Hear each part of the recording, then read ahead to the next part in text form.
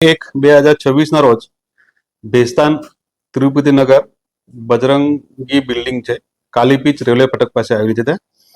ત્યાં ગઈકાલે સાંજે 5 વાગ્યાના સુમારે આરોપી જે એક શોએબ રઈસ ખાન પઠાણ, જેની ઉંમર છે 18 વર્ષ 11 માસ, તથા અન્ય 4 કાયદાના સંઘર્ષમાં આવેલા કિશોરો ફરિયાદીના ધાબા ઉપર પતંગ ચગાવવા અને રમવા માટે ગયેલા હતા.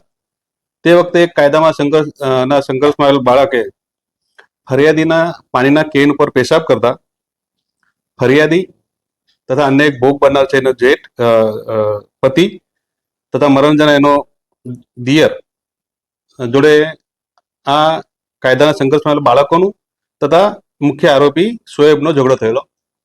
મારામારી દરમિયાન મુખ્ય આરોપી શોએબે મરણ જનાર ને છાતીના ભાગે ગંભીર ઈજાઓ પહોંચાડેલી અને જે ભોગ બનનાર છે એને પણ ઈજાઓ પહોંચાડેલી અને એક મર્ડરનો બનાવ પામેલ.